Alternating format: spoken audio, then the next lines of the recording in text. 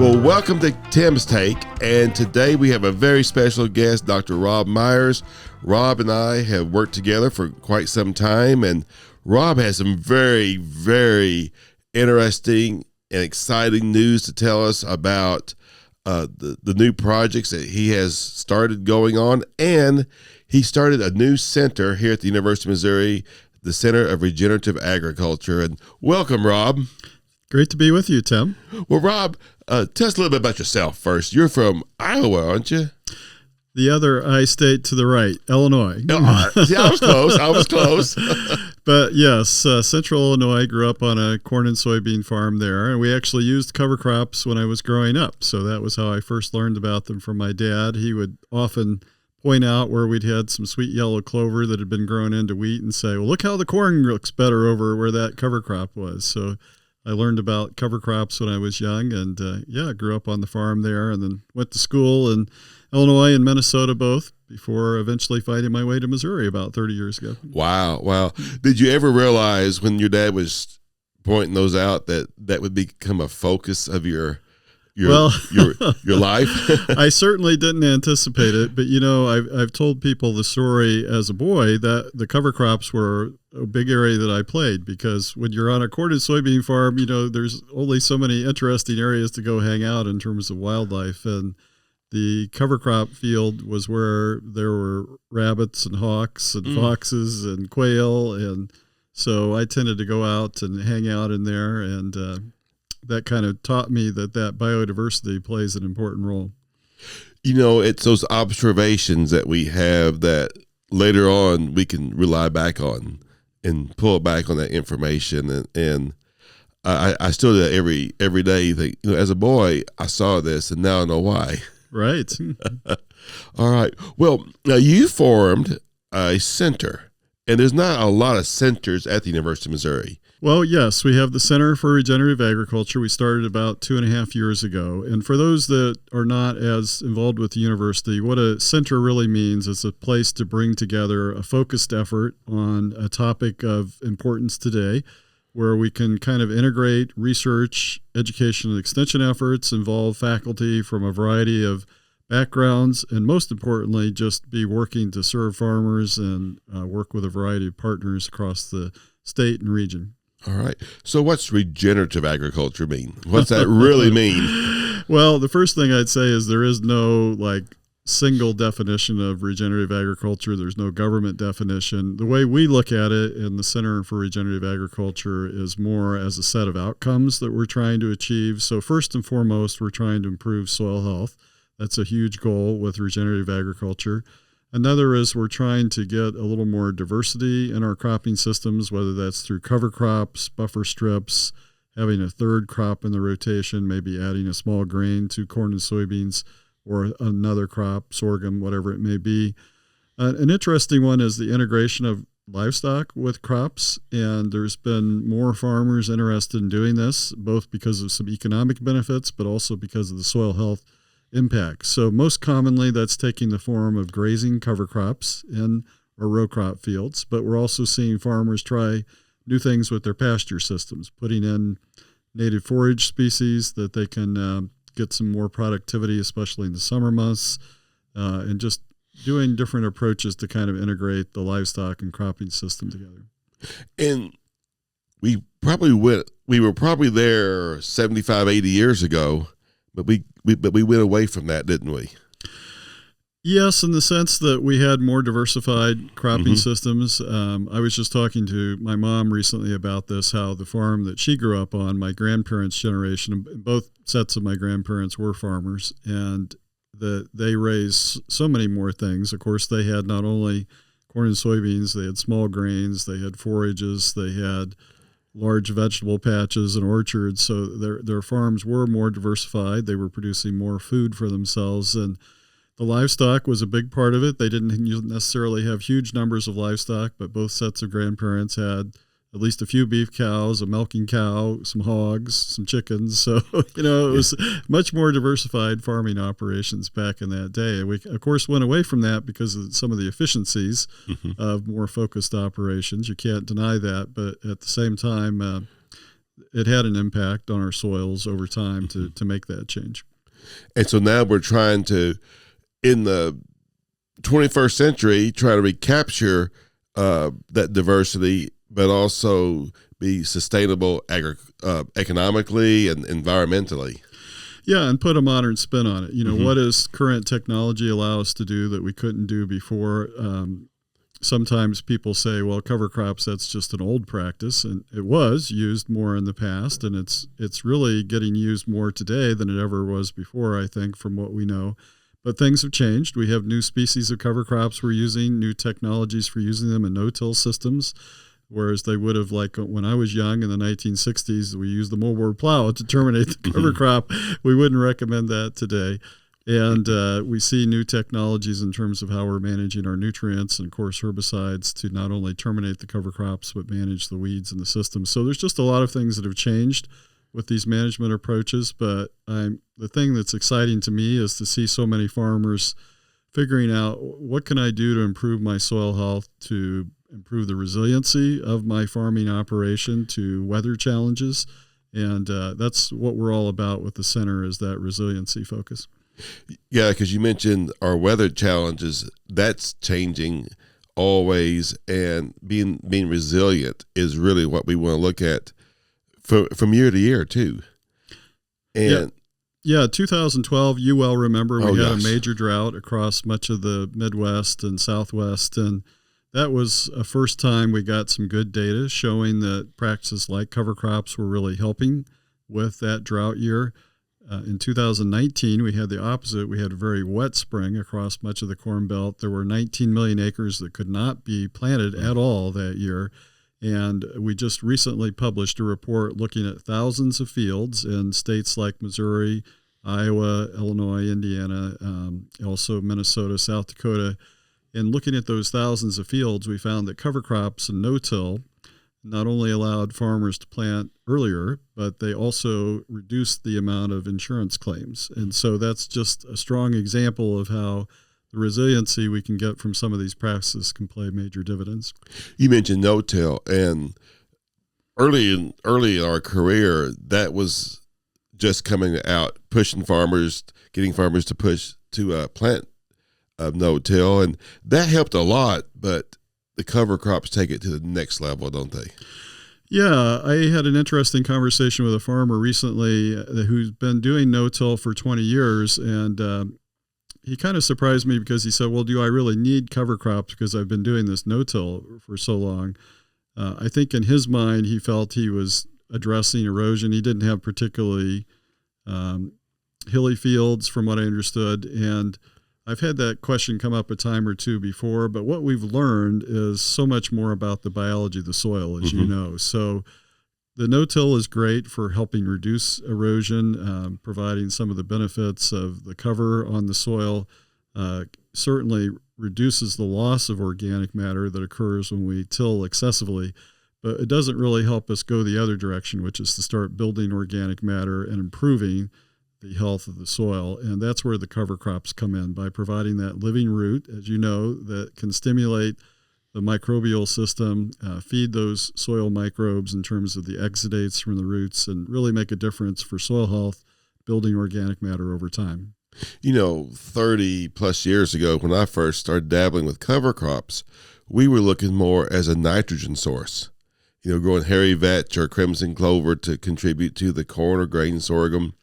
But as you keep mentioning, it's gone beyond that too, because it's feeding the soil microbes, and that's what's important. Yeah, that was, like you said, that's why we used cover crops, specifically sweet yellow clover when I was young, was that nitrogen benefit for the corn, as well as some erosion benefits. But we've learned so much about the soil microbial community, but we have a lot more to learn. One of the things I'm fascinated with, and I think you are too, is the mycorrhizal fungi. Yes. We're starting to learn about the amazing role they play in the soil in bringing nutrients and sometimes water even to our crop roots in exchange for the sugars or carbohydrates that the crop roots or cover crops are releasing to the fungi in the soil. So as we learn more about these microbes and the interactions they're having with plant, I think we'll get a better understanding of how we can foster better soil health going forward.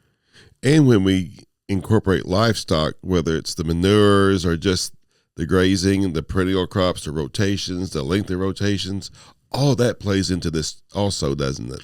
Yeah, I mean, the first reason a lot of farmers think about grazing cover crops is their ability to provide a strong economic return from grazing that cover crop. But I've also heard many farmers that they started with no-till, then they got into cover crops.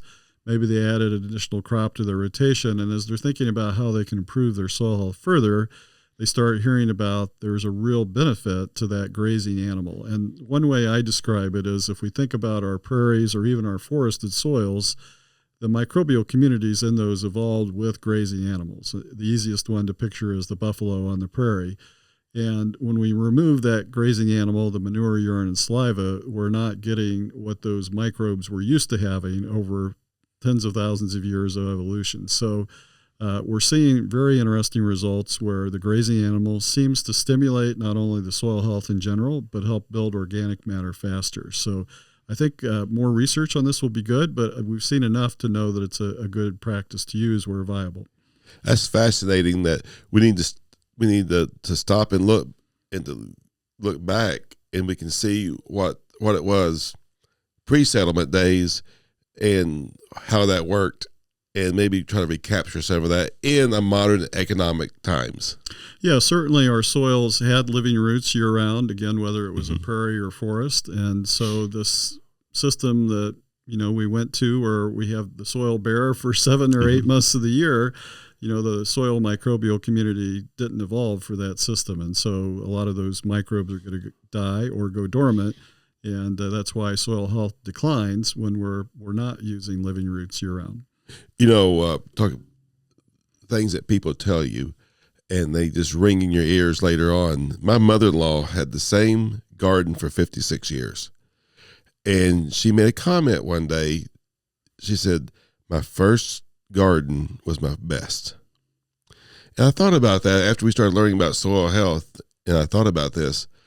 After World War II, they got a place, they plowed up an area, a pasture for their garden. And that was what you just described. It'd been grazed. It had lots of life in it. And she got a big benefit from that first year. And then over the next 56 years, it just gradually declined. Yeah, I can believe that. I've seen that on my own property where you till. I've had little spots for whatever reason. I was tilling with a rototiller, and you can see the health starting to decline from that excessive tillage. And a rototiller in a garden is one of the worst things you can do to the soil. It's very handy for planting vegetables into, but on the same time, you're breaking up those soil aggregates. You're destroying the fungi in the soil, and so we're learning that we've got to be careful to not overdo the tillage in the system. And you may get a benefit that first year. Sure. Because you have a lot of death and you get a lot of release of nutrients and such. But after that, it's gone.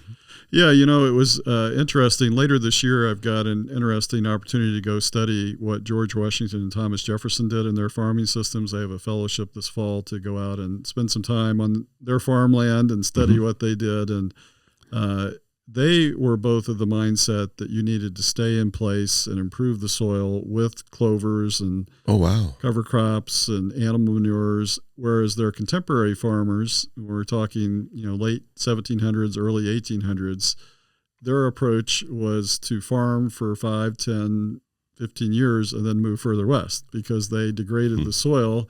They didn't have any way to replace the fertility because they weren't using legume cover crops. They weren't manuring the soil.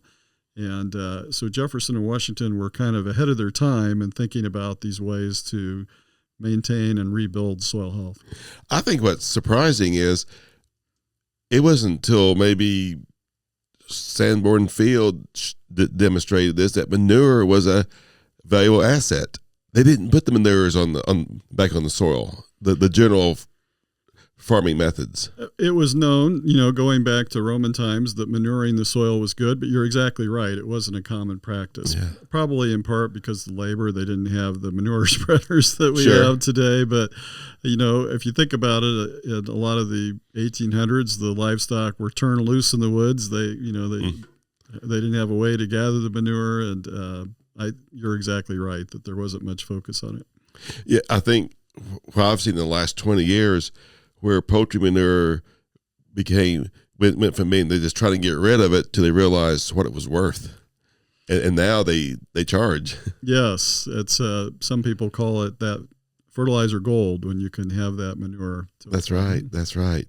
All right. So, but not all farmers are adopting cover crops, and you have gotten a grant now that will help farmers or incentivize them to adopt cover crops. Yeah, we've gotten a grant from the U.S. Department of Agriculture through their Climate Smart Partnerships Program that'll provide $25 million to the state of Missouri, to University of Missouri, to work with farmers for certain practices. And one of the big ones is cover crops. So we'll be providing payments of $30 an acre for farmers to try cereal rye in front of soybeans, which is a really proven system in Missouri, works very well. Corn is an interesting challenge. You can use rye before corn. A lot of farmers do, but as you know, Tim, there can be challenges with tying up nitrogen and getting that corn seedling off to a good start. And you can manage for that with rye by terminating earlier, applying some supplemental nitrogen. But at the same time, we know there's a value in having a mix of cover crops, and you've been a great advocate of using cover crop mixes.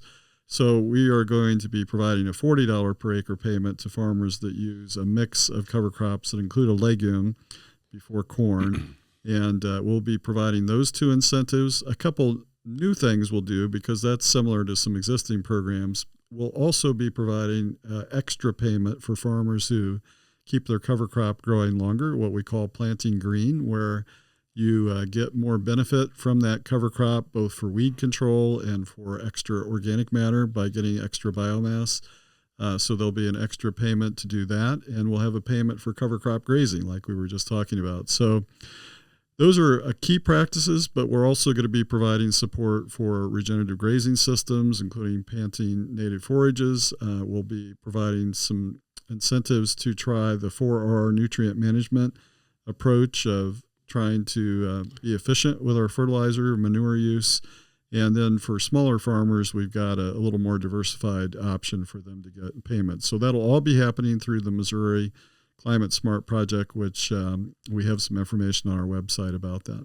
So they can find on the Missouri Center of Regenerative Agriculture website. Yeah, we have a page of information about this Climate Smart program. We'll be announcing more details in June because the project's just starting this month. So we're kind of in April. It's starting. The project starts this month in April, but in June we're going to roll out more details about the program in terms of the specific policies for the payments to the farmers and how they can sign up. And probably the first sign-ups will begin in July.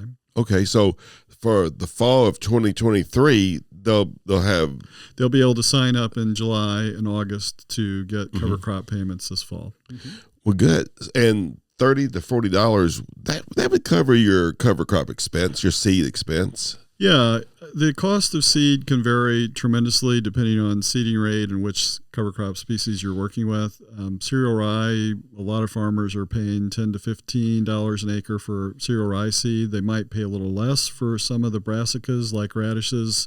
If they're using some of the legumes like clovers or vetches, those can be a little more expensive. They might be paying $20 or $25 an acre, and it depends on whether they're using them solely or a mix and the seeding rate. But yes, it will. We think it'll cover the cost. You know, in the first 3 or 4 years of using cover crops, it may not pay. Yeah, we did a big economic study, as you're aware, looking at data from farmers across the U.S. And the overall assessment from the farmer experiences with cover crop yields and cost was that it takes about 3 years on average for cover crops to break even. But over time, the yields start to improve with cover crops, and some input costs can go down, like fertilizers and herbicides. So And then in subsequent years, after 3 years, the cover crops are providing net profit. Now, that's on average. For some situations, it can take longer. Other situations, they pay off faster. Like if you've got herbicide-resistant weeds to deal with or you're grazing them, they can pay off in a year or two in some situations. I can attest that I had herbicide-resistant mare's tail in a field, and by using cover crops, I don't have it anymore. Yeah, they're amazing. Rye or any winter cereal is really effective against mare's tail because it often gets started in the fall, and the cover crop just totally disrupts its ability to get established. Rye is also effective against Palmer amaranth and water hemp, two of our most troublesome herbicide-resistant weeds. It seems particularly effective against small-seeded broadleafs, as you know, and so I think it's a big reason to use cover crops is their weed control benefits. Yes, it is. And, if you're building the soil health on your farm, you're improving its value too. Yeah, that's something we just released a paper about a couple weeks ago for the ag lending community, farm appraisers. This was through the Agree Coalition that I'm part of. It was a paper on what are the financial impacts of cover crops and no-till as soil health practices, and what should the farm financial community be thinking about in relation to these practices when they're making loans, appraising farmland, and so on. So right now, we don't see much value given to fields that have had improved soil health, but I really hope over time we will, because you should pay more for land, whether it's a rental rate or purchasing the land. If it's got better soil health, it's going to be more productive and resilient for you.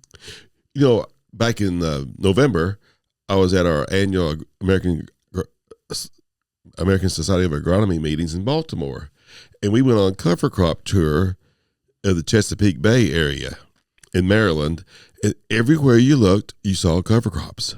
Yeah, I've been out in that area quite a bit, and you'll drive down the road, and every other field is a cover crop field.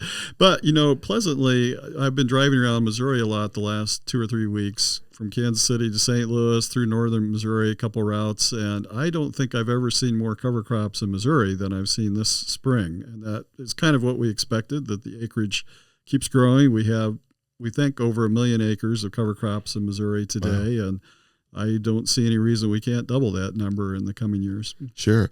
And I think in Maryland, they call it the flush tax. Well, they have nutrient management goals on Maryland farms. There's a lot of misinformation that farmers are required to plant cover crops in Maryland. That is not the case. What they're required to do is to have a nutrient management plan. And when they fill out that plan, one of the easiest ways for them to meet their nutrient management goals is to do cover crops. And there's a lot of financial support in Maryland, both from state government and federal government to do the cover crops. But they're not the only state. We see other states in the Eastern Corn Belt that have 30% or more adoption overall. And we see quite a few counties in the U.S. that have over half the farmers using cover crops or over half the acreage. In fact, even in Missouri, we have some counties that have close to 30% adoption of cover crops. Not a lot of people realize that. Wow. And the farmers in Maryland told us that even if that flush incentive was not there, they still do it because they see the benefits now. Yes, I've heard that from farmers in Maryland and other eastern states that after years of doing cover crops, they've just become total believers. And usually it seems like if a farmer's tried them for 3 or 4 years, they become convinced of the benefits. They're seeing the weed control, the better rainfall infiltration, the better addressing of soil compaction, and of course soil health overall. All right. Well, thank you, Rob. And for more information, they can go to your Center Regenerative Agriculture website. Exactly. Just do a search for that in University of Missouri. All right. Thank you.